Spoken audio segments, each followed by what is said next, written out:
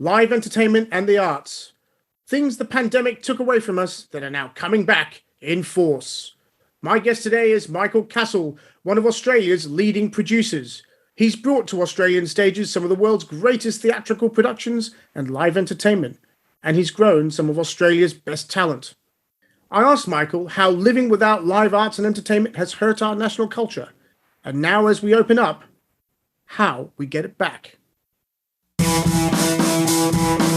You're listening to Smarter Cities, discussions on urban life and how it's changing around us, with Jason D'Souza. Michael Cassel, welcome to Smarter Cities. Thank you for having me. Great to look.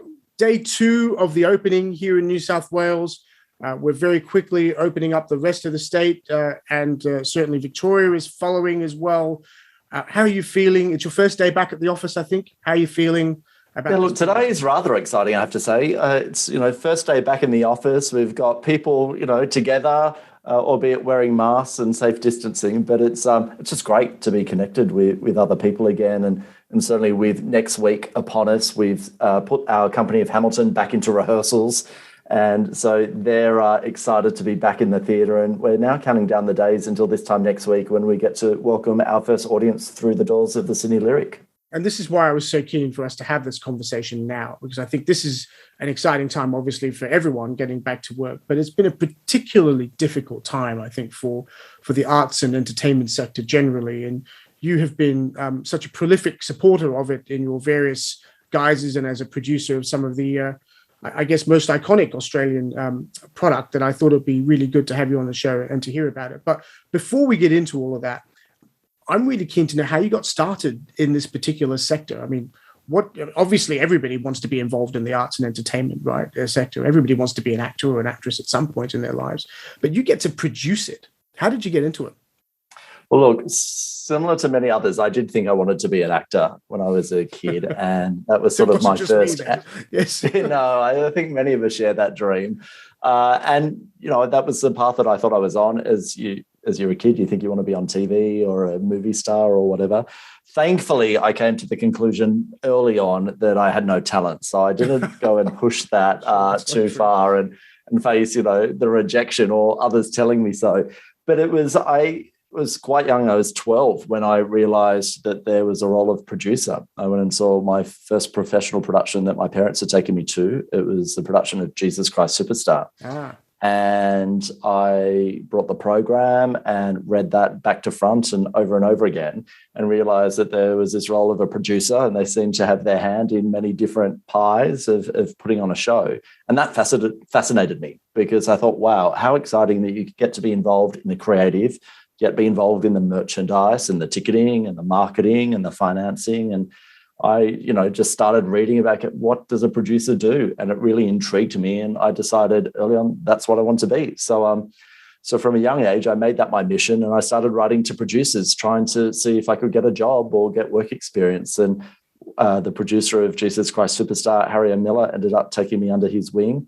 And I used to go and work for Harry on work experience during the school holidays. I'd travel up from our home in Minamurra down on the south coast and catch the train up here to King's Cross, which is now just down the road from our office, and do 2 weeks of work experience every school holidays. And after high school finished, Harry offered me a full-time job and put me through college. And really, he was my first mentor. He was so you found a sponsor, basically, to bring you into the industry. Yeah, and, it was great for me. It was, I wanted to work. I wanted to be, in that environment of producing shows and working professionally. And there was no better way. I found there was no better way to do that than with somebody who knew what they were doing and had, able to provide that advice and the guidance and the tough lessons along the way. And, I'm grateful for that experience. And that sort of then was a stepping stone to many others. I mean, he was really a pioneer in the sector, wasn't he? In many of the... Well, look, he was a prolific theatrical producer. He introduced all of the big rock musicals to Australia for the first time. Jesus Christ Superstar originally, which was sensational and it even came to Hong Kong where I was growing up. It came to Hong Kong, and my parents, I think it was one of the first ones that I went to as a child. Yeah, well, and he had such great success and was so dynamic in how he innovated so many different industries, marketing, client management, theatre, rock and roll, and everything in between. And it was a wonderful experience. He also, did lots of concert promotions. So was a big concert promoter, and then, focused a lot of his time on client management. And that's, really where he spent most of his time. More recent years was managing talent. It seems to me like the economics of the industry has really attracted you to it. I mean, we're just reflecting on what you were saying as a 12-year-old, that actually it's the bringing together of everything that allows the production to happen that's attracted to you. Is that what keeps you stimulated? Is it, or is it actually the art form as well?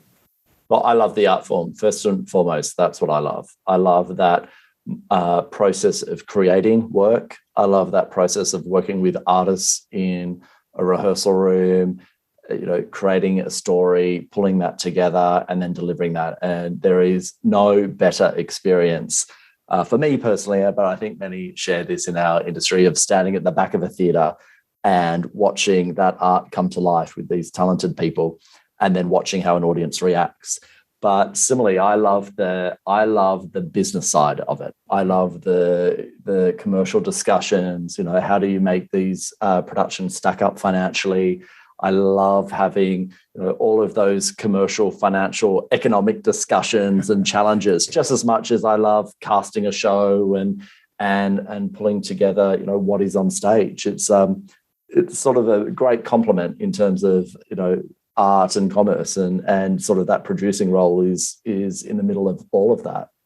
Well, I mean, it sounds to me like right now we need you, because we've just gone through, I guess, the most traumatic event of a city's experience. I don't think I have ever lived through a period where you have empty streets and empty public transport, empty buildings. My day job, I work in property and infrastructure. Our commercial office buildings were empty. And I remember reading this Stephen King book when I was young, called The Langoliers. It's always stuck with me. And it was a story about how this guy goes forward 5 minutes in time, and time catches up with you. And so he turns up and everything is grey and empty. And I thought, what an amazing experience that would have been, being in this empty thing. The only place I think you could find that perhaps is in a Chinese city somewhere that is waiting for people to arrive. But in a way, that's exactly what happened to our cities. And I think the most impacted, people always talk about the tourism sector, and they talk about the aviation sector because we're not flying anywhere. Those areas have been, no doubt, absolutely impacted. But the arts and entertainment sector, I think, has been really disrupted by the fact that you can't go anywhere, you can't see anything. This live entertainment is difficult. And I think about how difficult it must be to run a business during this phase. How have you got through it, first of all? And how has the arts and entertainment sector generally got through it? Look, I think, as you say, certainly as with so many other industries, entertainment, the arts sector have absolutely been challenged by every moment of the past 18 months now. We were about to open our production of the Lion King International Tour in Wuhan last February. Wow. And this was well before the COVID was really even thought of here in Australia. We thought it was something that was happening overseas. Yeah, it's something that these things don't impact us. Right? Yeah, SARS, that happens over there. Ebola, not our thing, right? And we were putting 105 people out of work because our partners had recommended that we should not be proceeding given what was occurring in Wuhan. And it was interesting that we went from that in January to having the celebratory moment of the 1 year anniversary of Harry Potter and the Cursed Child in Melbourne at the beginning of March. And we were celebrating the fact that 325,000 people had just been through the doors during our first year, the most successful, longest running play.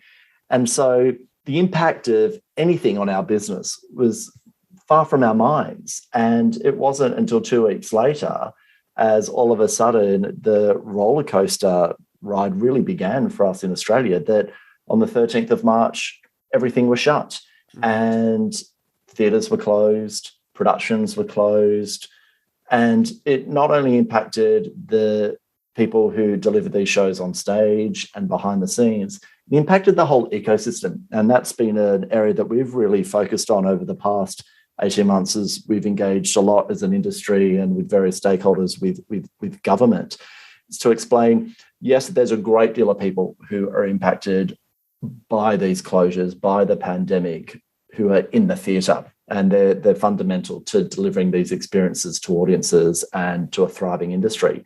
But there are so many other individual businesses and indeed just individuals who derive their income through these productions. And that's everything from the trucking companies that move our shows around the country and indeed around the world, to the shoemakers who build the shoes and the costume makers who build the costumes for these productions, through to the sound and lighting companies, the rigging companies, and everyone in between. And I think it was really revelatory for many who we started dealing with across all areas of government early on in the pandemic last year to sort of take a step back and realise entertainment is such a big contributor to our economy. We know that from a tourism perspective, that when these shows are playing in cities, they have a massive financial contribution to the cities and the states in which they play.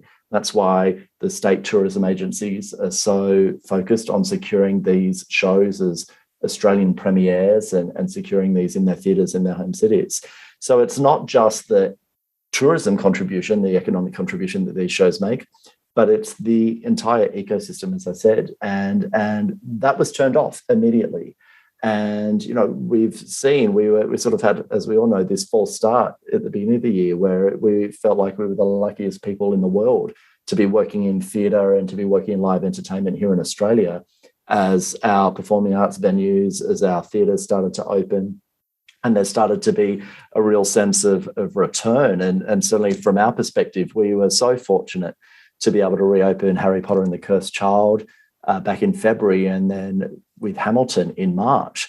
So to then fast forward to June, when all of a sudden everything turned off, that was a very big surprise for everybody involved, and certainly not something any of us expected was going to be in the future, given how well we'd been dealing with it. Yeah, it's so true, isn't it? You know, we went through that whole period of time between March and June where things were pretty normal, you know. I mean, people were back in offices. Yeah, there was a bit of, you know, COVID check-in or whatever.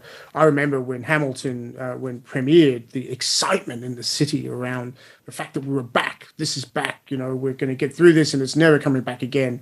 And this thing, Delta, all of a sudden arrived, right? And what is this Delta thing? You know, and it's really hurt us. And I think, just taking a quick step back, during that phase, though, you mentioned the discussions with government and things being turned off. Do you think there was a bit of a lack of understanding of the depth of the arts and entertainment sector and across its value chain? Because I remember there was a bit of discussion about whether JobKeeper would apply or wouldn't apply to a sole trader or not sole trader. What is an actor? You know, is that right, or have I got that wrong?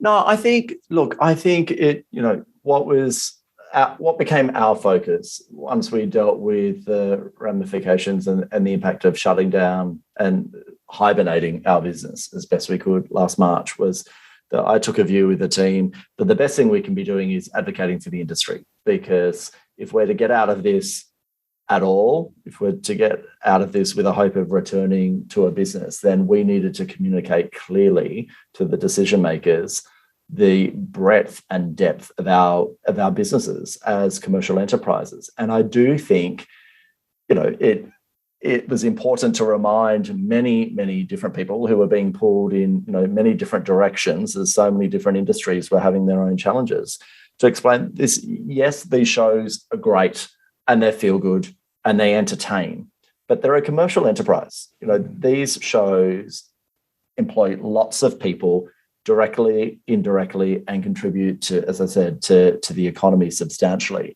And I think it needed to be unpicked and to be explained in great detail so that people realize that this isn't just something that people gather together and put on for the fun of it. This is a proper commercial enterprise that makes, you know, in success, profitable returns and contributions, and that it needed to be protected. And I think certainly after the first few conversations, as we started to go through that through those explanations and engage in those discussions, I think it was recognised. And what was great to see in Australia, and I'm proud of this compared to the challenges that were faced elsewhere, is that the Australian government at both federal and state levels started to recognise, okay, if there is to be an industry to return to, and if we're to protect this industry, then there need to be a number of measures put in place to be able to do so. And the federal government came out with RISE funding, which a lot of enterprises, commercial and not-for-profit, were able to benefit from. Obviously, JobKeeper was a huge commitment from the government. Sadly, not all entertainment or performing arts organisations were able to benefit from that. And that's because of the peculiarities in terms of the seasons, the tenure of employment. And that was an oversight. That was sadly something that meant that a lot of organisations, a lot of arts workers and creative workers missed out on. I explained we were fortunate on Harry Potter and the Cursed Child to be eligible for that because the show had been running for a year at that stage. So it was seen as a consistent business. It was seen as consistent. We were able to refer back under the parameters of the support for JobKeeper and demonstrate the past 52 weeks. But if we had have been producing any other show here in Australia at that time, a show like Kinky Boots that we had great success here a couple of years ago, that wouldn't have been eligible because that tour only lasted just under 52 weeks. So we were, with Harry Potter, very fortunate, but there are a lot of other productions that normally we would be producing that would have not been supported, and that meant we would have been more challenged as an organisation to support it, and indeed would have had to close down those shows, which is what many other organisations had to do. And I mean, I'm glad you said that the government was responsive, because I think, I remember that period of time, and having worked in government, during these sorts of periods of time, everything comes at you at once. And you have to sort of start to prioritize things. And of course, the sector I work in, property and infrastructure, we were up front, right? Everyone started thinking about, well, we've got to keep construction sites open. They're the major driver of the economy. We don't want to see construction stop on infrastructure projects, on building sites. And so our problem was quite the opposite, which is you guys need to stay open. What do we need to do to help you stay open? Whereas other businesses were, I'm sorry, global pandemic, we've got to stay away from each other, close. And the ramifications of closing were significant. And I see a lot of elder statesmen talk about the fact that, traditionally government has shied away from subsidizing things if it can, because otherwise you end up damaging the businesses in the long term. But in this case, this was completely a government decision to shut down the entire economy for a public health reason. And there's nothing a business can do about that. There was nothing within your control or mine or anybody else's about how you look after your business, your pipeline, your employees, not in that order, of course, and how you have something to come back to, unless there is some form of government infrastructure to do that. And one thing I have been impressed with Australia is, yes, the mistakes have definitely been made and there have been oversights, but overall, as you say, I think we've done pretty well in this sector. I think we've done quite well compared to some of the other countries that, have not been as generous. And I look at the pain the US is going through, for example, and I'm not sure we would want that.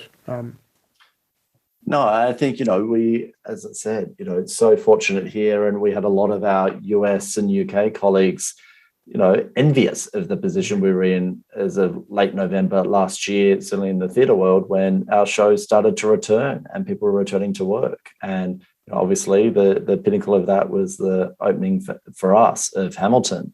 It was impossible to get a ticket. Also, obviously, people wanted to go to your show. Well, yeah, I think, what was great was that, certainly the show deserves it. The show is a great piece of art and a great piece of entertainment. But I also think it came at the perfect time because we were all willing to go and engage. I think we'd realised we'd missed it.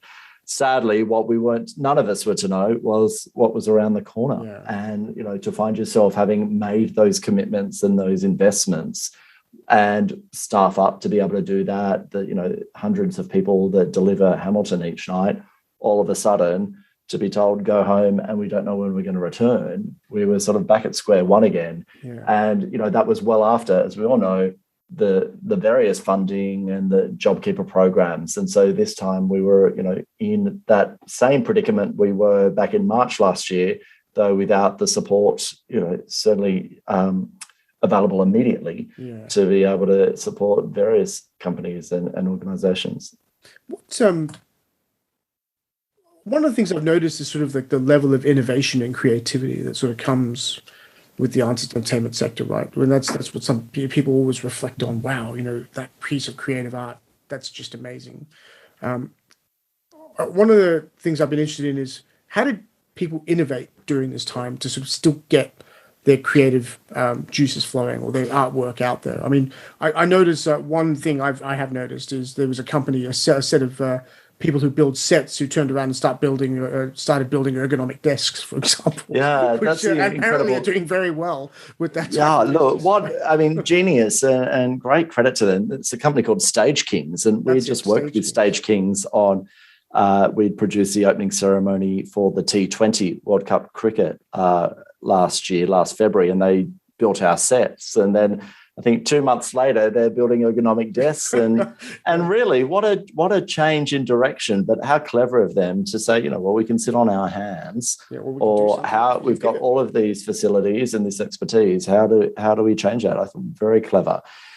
Certainly, I think a lot of artists, a lot of people that we work with, a lot of performers, turned to creating content and stories and writing, and whether that was sharing on social media and doing readings of shows that they'd written or shows that they'd wanted to perform, and finding an outlet for that creativity, I think it was super important. And we saw a lot of that. We saw a lot of that here in Australia. We saw a lot of that poetry, for example, which I actually love his Shakespearean approach to delivering poetry, which is just... Yeah, and I thought that was just brilliant. It was brilliant to be able to kind of look, not just in Australia, but around the world, and just see this huge outpouring of creativity and of thought. And that was wonderful to see, but obviously it doesn't pay the bills.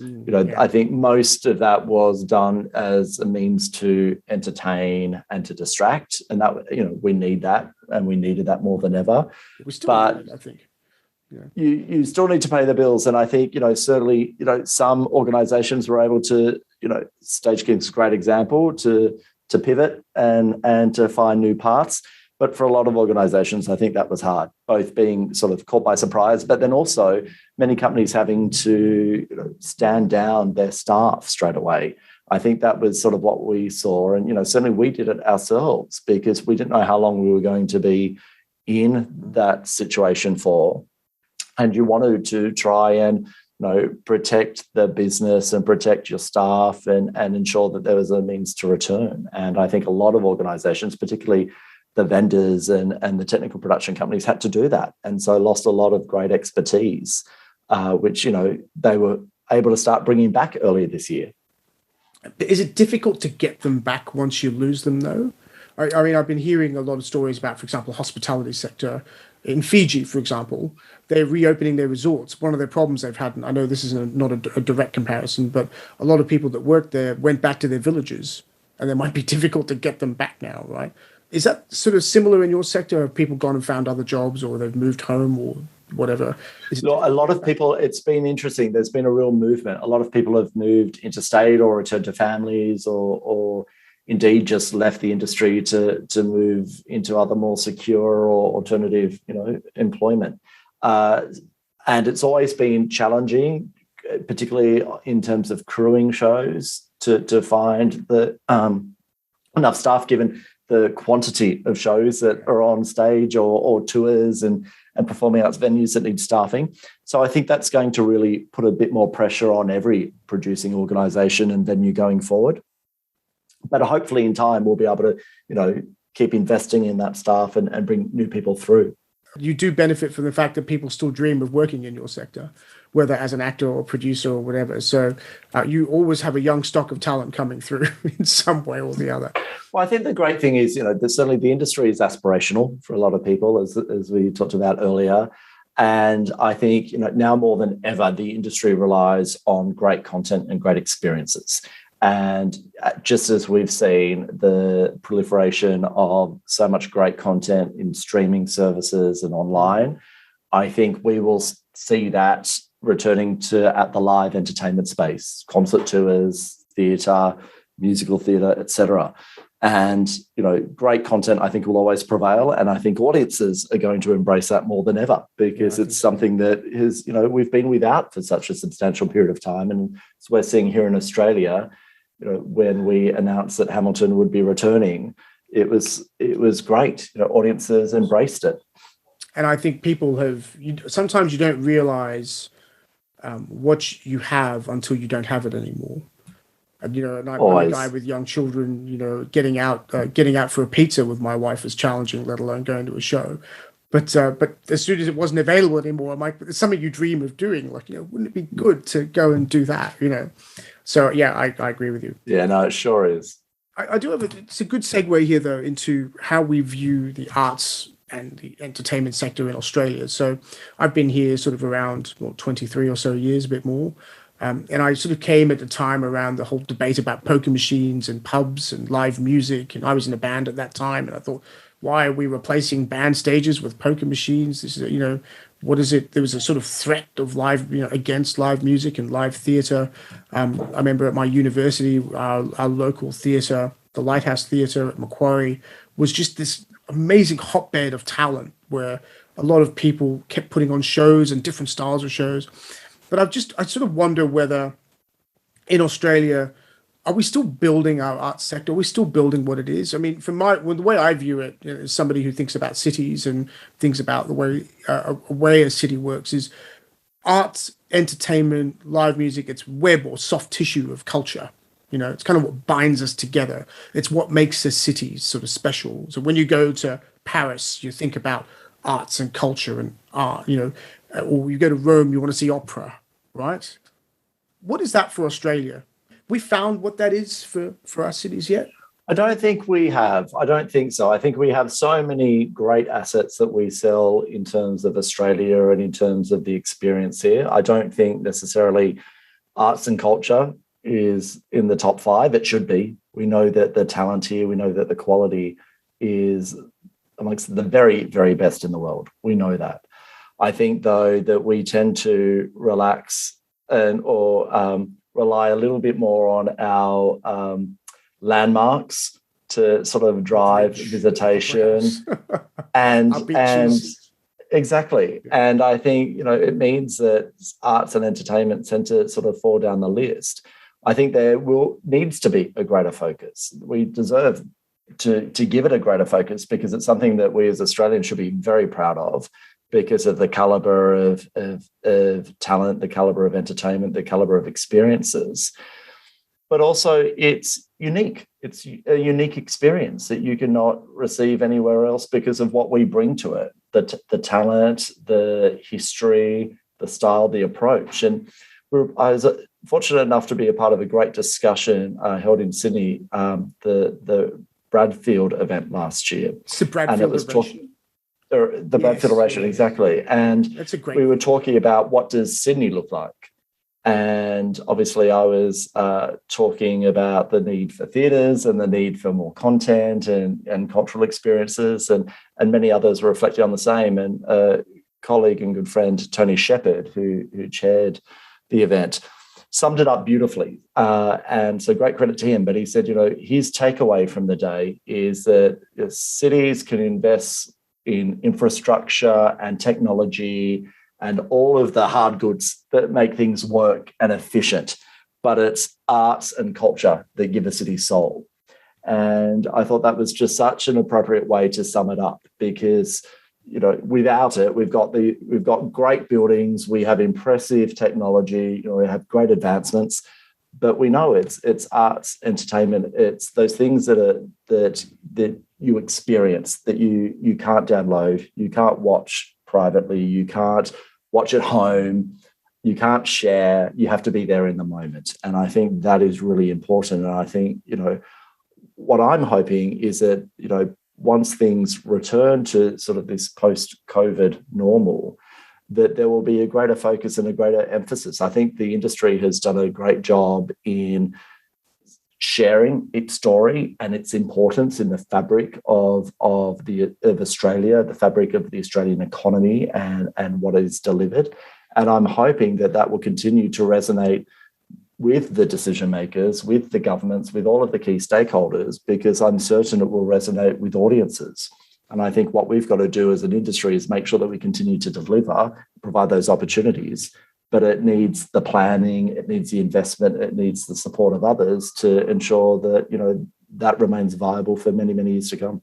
Yeah, there's certainly a coordination and a policy bit there that I would like to get to, but I just wanted to reflect on a couple of things. First, Tony Shepard is a national icon, and he seems to be everywhere. So, my relationship with him, like you, I share a great friendship with him, and he helped deliver the WestConnex Delivery Authority. He was the chair to deliver a motorway project that was people thought was impossible to deliver, and has been delivered, right? And you think of all of the places he is now. Quite a remarkable guy, and that Bradfield Ovation is such an important cultural event for Sydney, because I think it brings in so many leading thinkers around what we should be as a city. So I'm really glad you spoke at that. The second observation I wanted to make is, your point that really resonates with me is the experience part. So you can experience a building, it's true. You can go to the Opera House, or you can go to the Louvre, or you can go to the Vatican or whatever and just be amazed by it. But you always remember live entertainment. Well, what were you doing? I remember I went to the Opera House with my wife Marguerite, and we watched Bon Iver live. Oh my God! Like, I mean, it was just an amazing experience to watch a band like that at the prime. This was at his first album. I remember it clearly. Right, that's the sort of thing. Or when I, finally being a lifelong Cure fan, doing Vivid, being able to see the Cure play all the way from the 1980s to now, again, sort of mind-blowing experience. So I agree with you totally that it's such an important part of the fabric. And I think we have the building blocks, right? So if you think about in New South Wales, I'll just speak locally for a bit because we're here. The creation of the Vivid Festival, that's become a real festival, right? It started sort of as lights, and that was nice, and everybody likes lights. But then when you pull the cultural elements to it, where you have poetry reading, or you have music, or you have and different sized bands, and now we've started to expand it out to other parts of the city, and it's becoming. The beginnings of it were the light festival, and now it's becoming a bigger thing. So maybe that's something that shows that we have the building blocks, or you need building blocks for this. What do we need to do to make the arts and entertainment part of our cultural fabric or our web? What do we need to do to get those building blocks? Is it something that happens naturally, like somebody comes up with an idea and then it catches on, or is there actually a set of infrastructure that we sort of need to be focusing on? And I'll give you one example, right? So the company I work for, Lend-Lease, which is a big Australian developer, right? And when we Darling Quarter, there was a theatre put in as part of Darling Quarter, and a park put in as part of Darling Quarter. Park then meant that people came, and it was sort of an experiential park with water and things like that. So lots of kids came. So all of a sudden, it was a very family-friendly sort of place. And then the theatre meant that, with entertainment there in the theatre, people went to it, and again milled around the precinct. Nobody really knew that actually it was a major bank that was in the building, and the people that work in the bank absolutely love working in the bank, because you can work and enjoy your job and then be out in reality almost immediately. So I look at that as some sort of the beginnings of the building block of building blocks of integrating arts and culture and experience into our cities. Does that resonate with you, or is there some other way of doing it? No, it certainly does. I think you need the home, you need the foundation for arts and entertainment to thrive and to prosper. And I think you look at the work that's been done, more recently down at Walsh Bay, and providing that new environment for the Sydney Theatre Company and the Sydney Dance Company. That's important. You look at obviously the great example of what was developed in Darling Harbour. I think from our selfish point of view, there's something that we're focused on as a company at the moment, and a big focus of the industry is the need for theatre infrastructure, for example. So for an international city such as Sydney, we have really two commercial viable theatres to accommodate these big productions. And so when you're having a conversation at the in respect of bringing these big musicals to Australia, it's 4 or 5 years until you can bring them to Australia. And then you've obviously got the other challenge of, do you open in Sydney or Melbourne? And while both cities are great markets to play in, Melbourne tends to secure a lot of the premieres because they've got more infrastructure available. That's at one end of the spectrum. But at the same time, if we're to grow the artists and develop the artists and the practitioners and the people who work in the crews, then you also need to be investing in the training institutions, and you need to be investing in the subsidized sector and supporting the independent sector, because just as it's a big ecosystem at the commercial end, the entire entertainment, performing arts industry is an ecosystem which needs to foster and develop and nurture talent. And we rely on all different organizations across all different genres of the entertainment and the theatre industry to be developing great talent that we then, feature ultimately on our stages with these long-running commercial musicals. So it really is a layered approach, I think, in terms of where that investment or where that support is needed. I think the biggest policy area, or one of the biggest policy areas we can be making, is in terms of the homes. Where are these organizations? So that, because obviously in a city such as Sydney, where we've torn down a lot of our, commercial theatres, hence the challenge we have in that space. But for a lot of the other performing arts organizations, they need places to be able to rehearse, to perform, and to share. And I think that's one area where government, where policy can support. And then on the other side, we're commercial enterprises. We go and produce shows if it makes economic sense. So we are fine to go do that. What we need is to make sure that the smaller, independent, subsidized theatre companies and organizations are well supported, so that we've got that talent feeding into our stages and into our world. It's funny, right? I guess the analogy would be similar to sports, where you have community sports clubs that nurture the young talent that then come through the ranks, and then they end up in the Premier League eventually, right? But you don't end up in the Premier League day one. You start at your local football club. You go into your first or second division, right? There is an ecosystem, to use the word you used earlier, about that I don't think is well understood for arts and entertainment like it is for sport. Right, you need community rugby or community football or whatever, AFL. AFL do an amazing job with this. Another Tony Shepard thing, right, where he's involved. He's everywhere. He's everywhere, right? So it's that ecosystem. I think in the arts and entertainment sector, you're right. I don't think is well understood. I like this idea of arts infrastructure, partially because in this country we love infrastructure. That seems to be something that everyone agrees we should have. We should have infrastructure. Well, I think it's because it's tangible, right? You can see it, you can feel it, you can cost it. I think that it's sometimes easier to grasp. Whereas, what is created, what is the experience is more nuanced. And I think, that becomes our job as producers, arts leaders, creators, to convey, to sell, to position our part of the industry more strongly. And, one of the most ridiculous critiques I've heard actually is, arts and entertainment is only for some people. It's the elites that go to the opera or the theatre or whatever it is. And a large bulk of society is kind of locked out from that world. And I've never found it a particularly persuasive argument, but I put it to you anyway. What do you think? Is that a ridiculous argument, or actually one you agree with? And I know what the answer is. No, I think it's something I disagree with. Yeah. I think it's because there is a lot of focus, and I think sport, if you look at kind of our colleagues in the sport industry, do a great job in telling their story and communicating. But you look at the every annual Live Performance Australia report, which analyzes ticket sales and attendance across the country, and more people attend performing arts, live entertainment than all of the sporting codes combined. Wow, I didn't know that. Now, next week on Hamilton, we'll have 16,000 people come through the theatre in the week.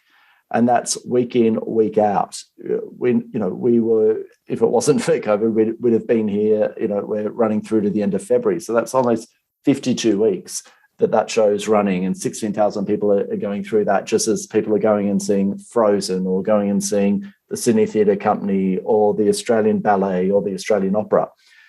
So there's a lot of people engaging with the various genres. Of course, there's the big concert tours, which also, put bums on seats.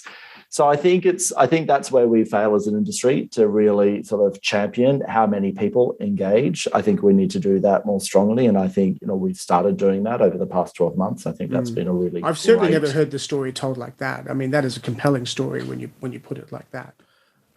It is. I think it's something that we need to keep leaning on and sharing largely, because I think it is, speaking personally, our production of Harry Potter and the Cursed Child, as I was saying, 325,000 people came and saw that show in its first year.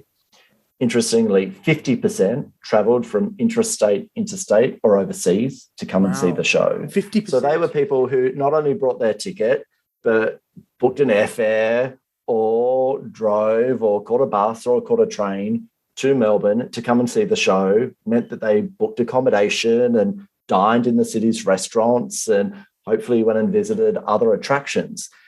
But of our 325,000 people who came and saw it, 51% were first-time theatre goers.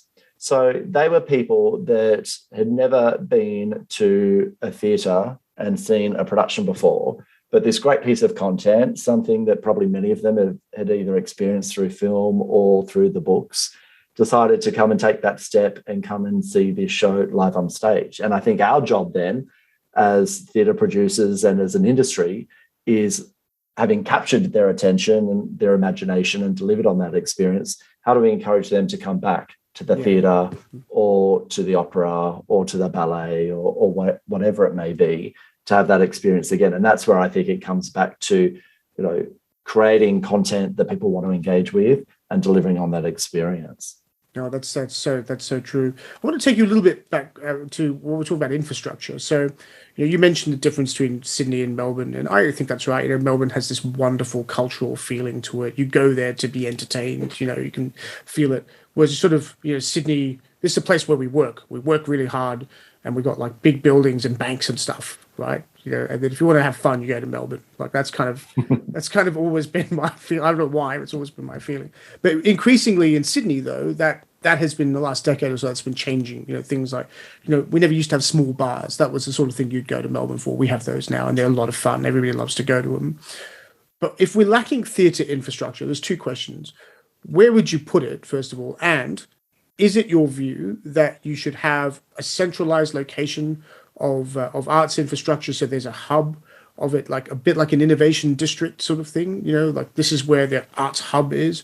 Or should we be spreading it around? Should we have a new lyric theatre in Western Sydney, for example, right? Which is something people in Western Sydney call for.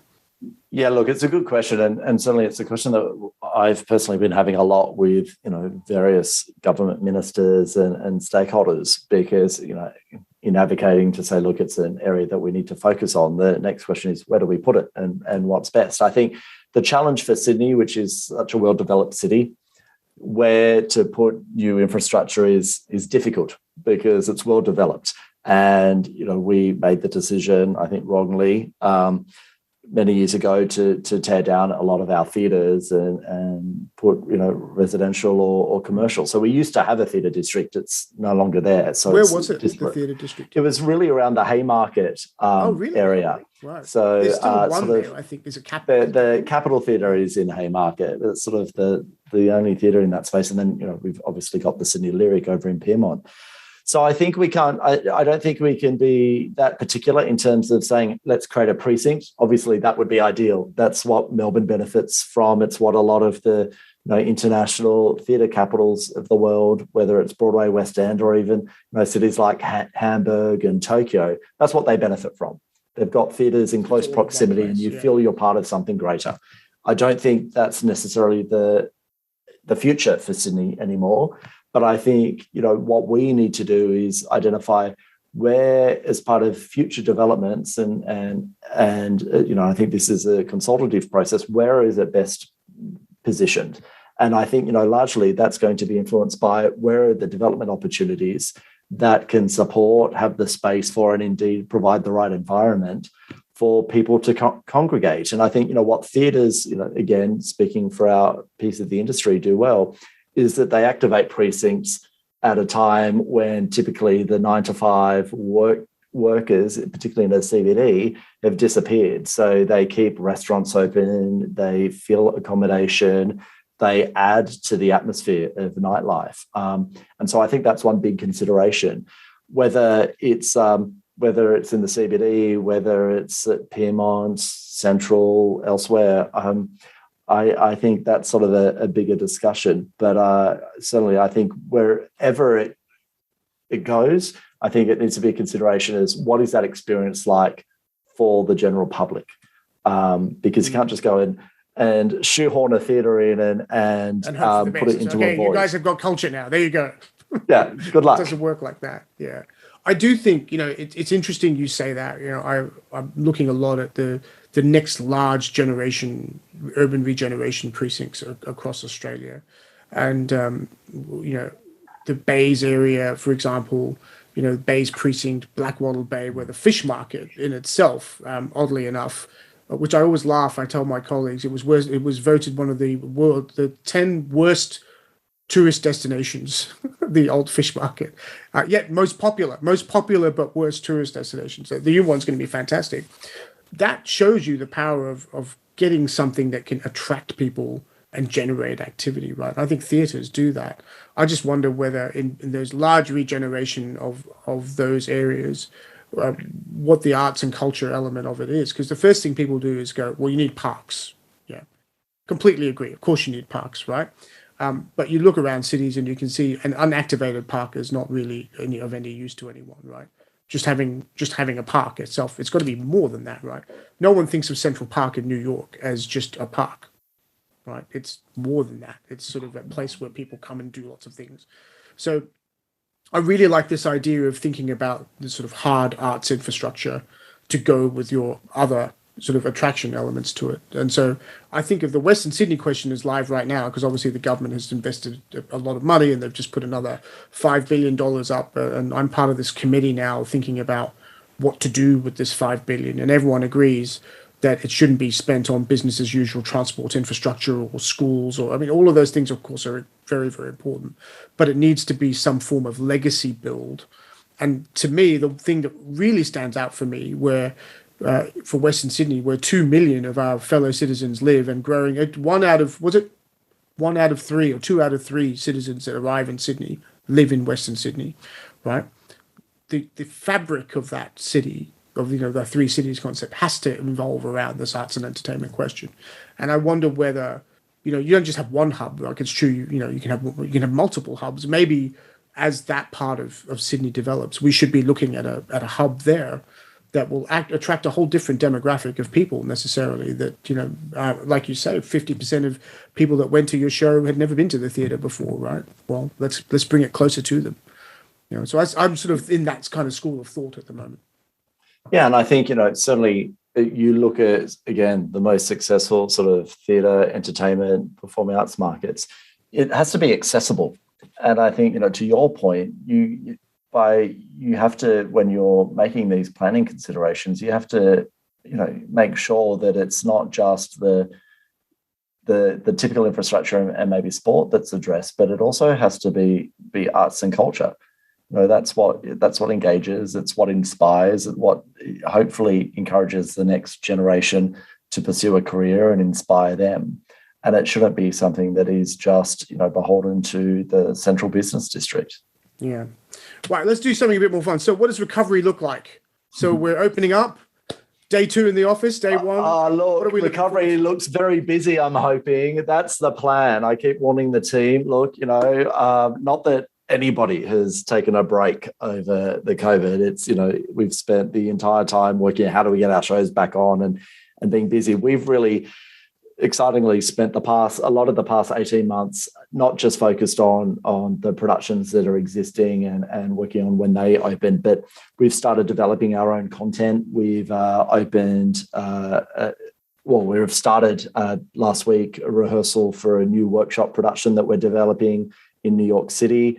Our colleague who just joined us early this year, who's now based in New York, is heading up creative development with a colleague on my team, Mike McLeish, who's based here in Australia. So we've started commissioning writers and authors and creative teams to let's go find the next big musical that we want to go and produce. And instead of just being the recipient of that show and delivering it on stages and being the proud caretaker and producer, let's go and find the show that we can go and take to the rest of the world. And so that's been really fulfilling. As I said, we've got this workshop this week, and then week after next, we go into a workshop of another new musical that we've signed on to, a production called Almost Famous, that's based on the original Cameron Crowe film, which we're very excited about. It's got an incredible creative team. This is the young guy that wrote for Rolling Stone and goes away with a band. What a great film. Exactly. Yeah, terrific film and a really beautiful musical that they've created. So that's been really exciting. And so we're really trying to fill our dance card on creating great IP, great theatre productions, great theatre experiences. We're building out our international touring. As I said, the biggest challenge for us is in terms of growing a business here in Australia is just the accessibility of theatres. And when there's it's a very active market, and there are a lot of other theatre producers and a lot of other great shows. And so, if we can't be producing, then we don't have a business. And so what we've been focusing on is building out our international touring pipeline. We've obviously had some experience there with some of these productions that we've produced over the past 8 years, and we'll continue to grow that area of our business. And you're finding that in Asia as well, in your international pipeline? I mean, you mentioned New York and London a couple of times. Are you going to Asia too? Yeah, so our focus right now is in Asia, more so. So, there's quite a lot of really great buoyant markets. South Korea, for instance, we're returning Lion King to South Korea this December, having only been there 18 months ago because the market was so buoyant and really embraces musical theatre. So we'll be returning there. We've spent time in Taiwan. We've spent time in Thailand. We've spent time in Singapore. So all great markets that receive the shows. New Zealand, we've just been to back in July. And, markets around the world. South America is on our list to be touring to, South Africa, the Middle East.